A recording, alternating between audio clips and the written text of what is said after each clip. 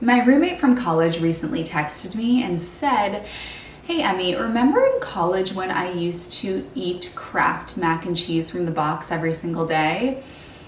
Yeah, I can't do that anymore. Do you have a healthier version? I got you." This recipe is actually from my Healthy Holidays cookbook. And with the holidays coming up, you gotta make sure that you get your hands on it.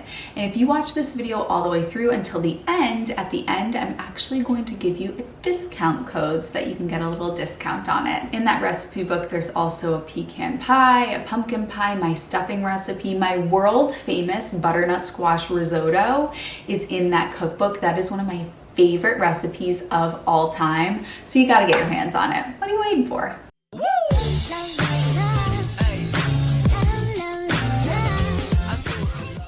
If you're new here, hey, I'm Healthy Emmie. I'm a nutritionist, a weight loss specialist, and the creator of the Slim on Starch program, where you work with me as well as a mindset coach and a nutrition coach to release weight on a plant-based diet.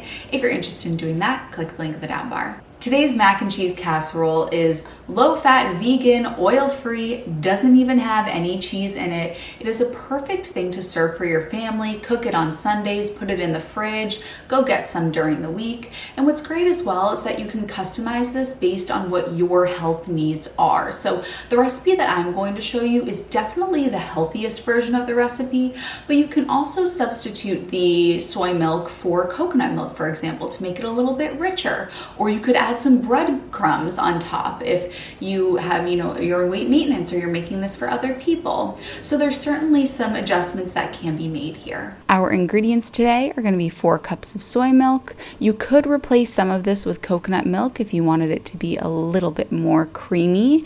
And I will say that 4 cups is probably more than you need. Sometimes I like to make this with a little bit less. I'll do 3.5 cups if I want it to be a little bit less liquidy, so to speak. And I will say this does thicken as it sits. So if you want it to sit in the fridge overnight, for example, it'll be a little bit more structured. Whereas if you like your mac and cheese a little bit more soupy, then you'll want to serve it immediately. You'll want 1/4 cup of flour. If you are gluten-free, you could sub this for gluten-free flour. A tablespoon of onion powder, a tablespoon of garlic powder, a 1/2 teaspoon of cayenne pepper, a cup of nutritional yeast for the cheesy flavor, 1/4 teaspoon of ground nutmeg, 2 cups of dried macaroni, cooked per package instructions. Again, this could be gluten-free if you are gluten-free. 1 celery rib, thinly sliced. 2 carrots, peeled and diced. I will say that sweet potato always also tastes nice in this. You could do sweet potato. And then 2/3 of a cup of almond flour. This is for the topping. If you do have a nut allergy, then you could sub this with breadcrumbs. And if you wanted to add breadcrumbs on top, you absolutely could do that as well.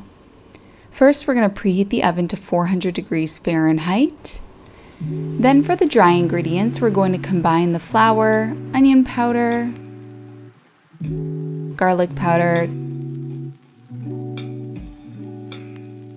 cayenne pepper, and nutritional yeast in a bowl.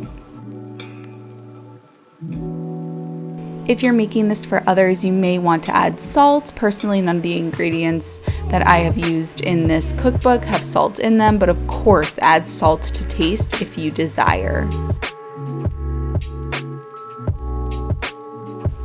Then we're going to sprinkle this mixture over the soy milk and put it in a pot over medium heat.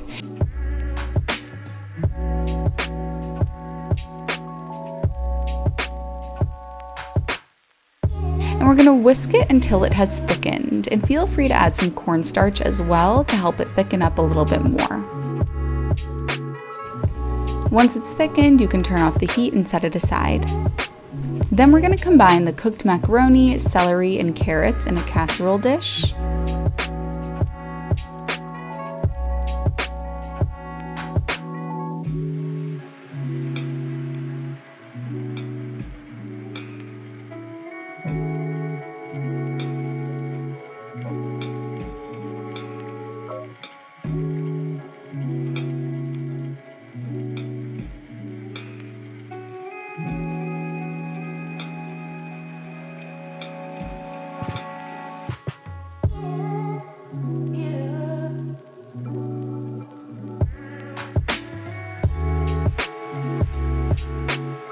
Then we're gonna pour the soy mixture over the casserole dish and sprinkle some ground nutmeg on top.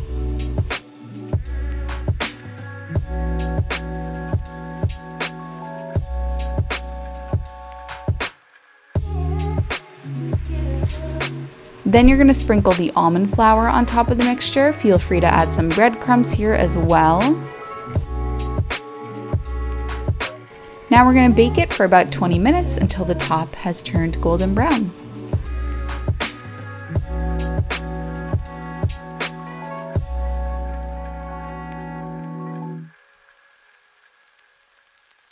If you would like the written directions to this recipe, you can get them in the description bar. If you made it to this point of the video, it is time for me to give you a discount. In honor of my college roommate who made me want to make this recipe, let's use the term college. College is going to be your discount code.